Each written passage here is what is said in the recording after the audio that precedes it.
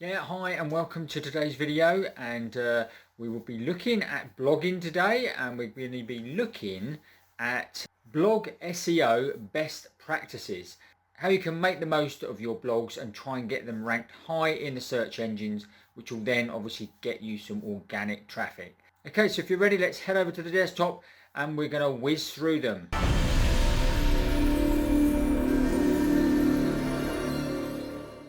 Okay, so today we're going to run through blog SEO best practices. Now, I've actually got a blog post on my blog. It's 19 tasks you need to complete before hitting publish. So we're going to run through those very quickly. What I'm also going to do is I'm actually going to take it that you've actually found your particular keyword. That's the number one on my list here.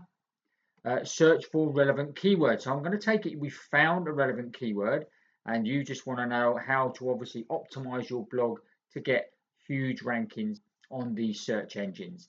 If you haven't already found your relevant keyword, you want to know how to do that, I'm going to be making a video all about that next week in my blogging series. So make sure you stay tuned for that. If you wanted some information on that today, make sure you hit this article, how to find keywords for a website that will rank high in the search engines. So make sure you check out that as well. For both these articles, I will obviously link to both of them in the description below here. So the first one, let's get cracking. So the first one, which would actually be to include keywords in an H1 tag. So that would be a heading tag. So make sure you include those keywords or key phrase, as it could be, within that tag. Okay, the second one would be to add the keywords or phrase to your first paragraph of your actual blog post. So certainly within the first couple of paragraphs, you want to be obviously adding your keywords. So this reiterates to Google straight away that this is what you want to try and rank for. So the next one would be use SLI keywords. Okay, these are basically keywords that surround your given topic. Make sure that you've obviously got other keywords that are relevant in there, and obviously you can just do that by going and searching your relevant keyword, and other keywords will actually come up. So make sure that you've got plenty of those within the actual article itself. This will reiterate your actual keyword and add a boost to it, but also it also gives Google possible other keywords that it could rank for as well. So you could rank for various different keywords throughout your article then as well. You want to definitely only target one keyword per post. So one keyword or phrase per post, concentrate on that. Don't try and rank for more than one of those, even though obviously with your other LSI keywords, you could rank for other keywords as well. So have your keyword in your meta title. So this is the title that's going to show up in Google, and you can have that, especially if you're writing posts on WordPress. You can just fill this in with a simple SEO plugin such as SEO Yoast or all-in-one SEO, and this will give you your meta title. So make sure the keyword or phrase is in the meta title. Also the meta description as well, make sure it's actually in the meta description. As you can see here, this is how it would look on the all-in-one SEO pack. So you'd have your keyword phrase in the title and in the description below. Okay, so the next one you want to look at is make sure you've got internal links. So what are internal links? If you don't know, that basically means that your blog post you've got written on your blog will actually link to another relevant article in your post to another post. Also make sure that your anchor text that it's linking to is got those relevant keywords to the article you're linking to. So that helps your SEO for the other article as well.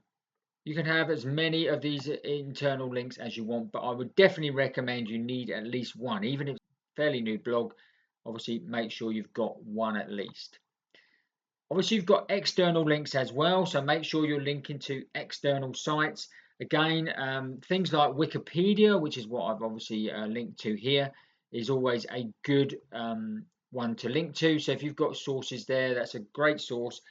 because it's a good authority website, and you want probably good authority websites. Obviously, make sure they are relevant again. You don't want to be linking to something externally which is completely different to what you are talking about, because in Google's eyes, that will be not very good at all. As you create more posts, then make sure that you are linked back to your older posts. Okay, so as you go on, and obviously with your older posts as well, go and change those and link to the newer posts. Obviously, have your keyword in your URL of your actual page. So the title of your page, make sure that is in the URL for your main keyword or phrase. That said, though, you obviously want to keep your URL as short as you can. If you have got a long title for your actual blog post, then shorten down the targeted keyword you want to rank for. So this one here, obviously, I'm ranking for SEO. I'm trying to rank for SEO best practices checklist. Okay, but my actual title was SEO best practices checklist, and then 19 tasks to complete before publish on your blog post. So as you can see, I've just shortened it down to make it more relevant, and obviously shorter in Google's eyes, so it's easier to follow. Okay, so if you've got images on your post, then obviously add keyword to the image file name. So then before you actually upload the file to WordPress, you can click on the image and actually change the image name, the file name. So I would also add that into your keywords. And again, you could do LSL keywords as well on there if you've got loads of different images. It doesn't have to be completely the right keyword, but certainly make sure you've got one keyword again that is on there which has got your keyword on it. So make sure you add the alt text to the images as well, and this can be done obviously when you open up the image within WordPress. You've got a bit here that says the title, and then obviously an area to add in your alt text. So this is where you want to be adding your relevant keyword in as well again. We're talking about adding images, and if you could, it's better to add the images to the correct size you want in your post. So if you've got a massive image and you're uploading, then obviously you would probably want to either condense that or even crop it before, resize it before you actually add it to the actual post. This will help with the page article loading in Google or in the search engines, so you will then obviously hopefully get ranked higher. Obviously, it goes without saying, but with your content itself, keep it unique. Don't have duplicated content. So even if you're going to do some research about a particular topic and you want to go and actually search other people that are ranking high in the search engines, then by all means go and do that. But when you actually produce your content, try and keep it as unique as you possibly can, because again, that will help with the rankings on Google. Obviously, focus on quality, so make sure your post is quality and really good for the reader. You basically want to write as if you're actually speaking to a friend or a person that you know one-to-one, and if you can keep that in mind when you're writing, that would help an awful lot for the rankings, because it basically, as it scans the article, it makes it easier to read, so therefore it's going to then obviously put it higher up the rankings because it is easier to read for the reader.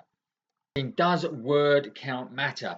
So I've gone through there's various things about this at the moment. What I would say is you really need to be looking to have your articles at least 1,500 words long. If you can go to up to 2,500, then that's great. So anything between those, that's what you're going to be looking for. But what I'd also say is if you're in a niche that has got very low competition, when you're doing your searches on Google, if you've got the top 10 articles that come up for your particular keyword, if you can then look at those articles and go and see how many words they've written, if all of them are only 3, 4, maybe 800 words long, you've just got to possibly do 1,000 words to rank high on the search engines. But again, if you're in a competitive niche and you're looking and all of those articles on the front page are hitting the 3,000 word count, then really you have got to obviously get to that 3,000 words to stand a chance of obviously ranking on the first page too.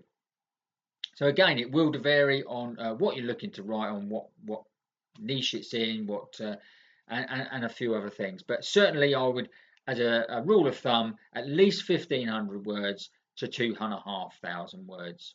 The final thing I want to look at, obviously, I'm doing YouTube videos here, and as you can see in my post here, is by certainly adding videos to your posts it's not always proven to be good, but it certainly gives you extra clout in Google's eyes.